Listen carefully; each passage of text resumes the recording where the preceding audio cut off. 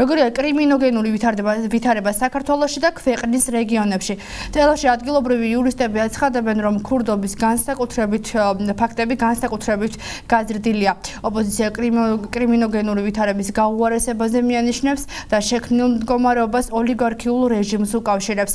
მმართველ გუნდში კი აცხადებენ, რომ წინა ხელისუფლების დროს ამ კუთხით სტატისტიკის გამოქვეყნება არ ხდებოდა და რეალურ ვითარებას არ ასახავდა. რაც შეეხება ადგილობრივ მოსახლეობას და ადგილობრივი კრიმინალის ზრდას, ეკონომიურ გაჭირვებას უკავშირებენ და ხელისუფლებას ქმედითი ნაბიჯების გადადგმისკენ მოუწოდებენ. კრიმინოგენური მდგომარეობა კახეთში ნახეთ ტელეკომპანია თანამგზავრის სიუჟეტში. საქართველოში კრიმინალი საგრძნობლად გაიზარდა. ამ ფრაზის შემცველ უამრავ ინფორმაციას სხვადასხვა საინფორმაციო წყაროებსა თუ სოციალურ ქსელში ხშირად ვაწყდებით.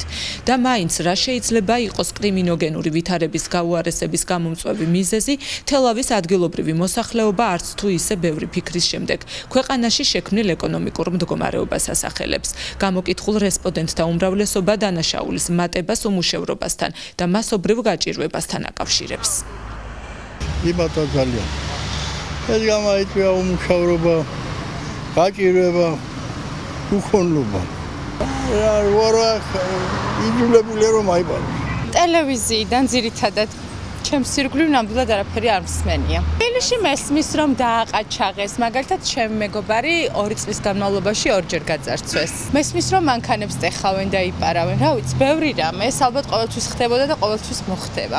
კახეთში ყოველ შემთხვევაში ბევრი არაფერი მოუმატებია ჩემი აზრით. კორპუსის ეზოები სავსეა მანქანებით. არავის ავტოფარეხებში მანქანა აღარ შეაქვს, მაგრამ არავის არ უთქვია რომ მანქანა გაძარცვეს, მომპარეს. ახალგაზრდები არ არიან დასაქმებული, იძულებითი არიან რომ იქურდონ, იმუნონ. რა ქნა? არ გემწყვილებათ ამ ახალგაზრდებსაც. პენსია იმათ არ აქვს, დახმარება იმათ არ აქვს და იძულებულები არიან რაღაცა მოიპარონ და გაყაჩაღონ. რეგისტრირებული დანაშაულების ფაქტებმა რომ იმრავლა ამას ადვოკატი ზურაბ ბეგიაშვილიც ადასტურებს და ჩვენთან საუბარში განმარტავს, რომ ზოგადი დაკვირვებიდან გამომდინარე საფუძველი აქვს ქვეყანაში კრიმინოგენური ვითარების მატება დაადასტუროს. ადვოკატის თქმით, ბოლო პერიოდში განსაკუთრებული ზრდა ქურდობის, ძარცვის და ნარკოდანაშაულის მხრივ შეიმჩნევა. საკმაოდ რთული ეკონომიკური პირობები არის დღეს. სამსახურების პრობლემა აქვს ადამიანებს ყველა ჩივის დასაქმების არქონაზე და ყველა ვისთანაც შეხვედრა მაქვს ამბობს რომ უნდა საზღვარგარეთ წასვლა. ანუ საქართველოში გაჩერების სურვილი არ აქვს. ანუ რაღაცა შეგრძნება აქვს რომ უნდა დატოვონ ქვეყანა. შესაბამისად ეს ეკონომიკური და სოციალური მდგომარეობა დამოკიდებული არის სწორედ ნარკოდანაშაულებთან, დამოკიდებული არის ეკონომიკურ დანაშაულებთან და დამოკიდებულია ოჯახურ ძალადობებთან, იმიტომ რომ ადამიანი რომელსაც უჭირს ოჯახში და პრობლემები აქვს ფინანსური, მას ყოველთვის ფსიქოლოგიური მდგომარეობა ძალიან რთული აქვს და ეს დანაშაულები მერე ამას მოყვება და პრობლემები იჩენს ხოლმე თავს ოჯახებში. თელავის მუნიციპალიტეტის საკრებულოს სოციალური კომისიის თავმჯდომარე კრიმინალის მატებას სწორი სტატისტიკის გამოქვეყნებით ხსნის და ამბობს, რომ მმართველი გუნდის მოსვლამდე წინა ხელისუფლების პერიოდში ფაქტების დამალვა ხდებოდა, რაც ქვეყანაში არსებულ კრიმინალურ ვითარებას ზუსტად ვერ ასახავდა. ლევან კოჭლოშვილი კრიმინოგენური ფაქტების მატებას ხალხში შიშის ფაქტორის არარსებობას და თავისუფლებას უკავშირებს. დაიწყო სწორი სტატისტიკის გამოქვეყნება და არ ხდება ფაქტების დამალვა, რაც რისი მაგალითი წინა ხელისუფლების დროს ჰქონდა. თუ აქედან გამოვართ გაზრდილია კრიმინალური მდგომარეობა. კრიმინალის მატების საფუძვლად მიმოჩნია ის, რომ ხალხში გაჩნდა და თავისუფლების განცდა, მეტი დამოუკიდებლობა არ არის შიში, არც უნდა იყოს, ამას ვიტყვი, გამოსავლისები არის.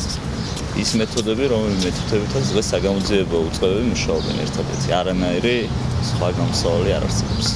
ქვეყანაში, სადაც სამართლიანობა არ არსებობს, ვერც მშვიდობა იქნება, ამბობს ლეიბორისტული პარტიის კახეთის რეგიონის წარმომადგენელი და განმარტავს, რომ სანამ სახელმწიფო უსაფრთხოების სამსახური პირადად ბიძინა ივანიშვილის უსაფრთხოებაზე იზრუნებს, მანამდე კრიმინალის ზრდა არ შემცირდება.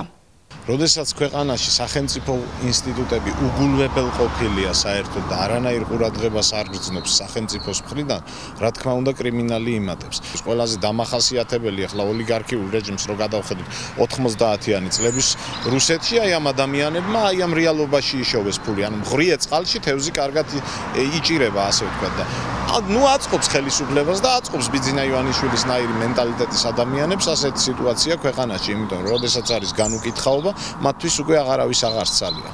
შესაბამისი უწყებები ქვეყანაში არსებული კრიმინოგენური ვითარების ამსახველ სხვადასხვა სტატისტიკურ მონაცემებს პერიოდულად აქვეყნებენ, მაგრამ ამ მონაცემების მიმართ რადიკალურად განსხვავებულია მმართველი გუნდის და ოპოზიციის შეფასებები.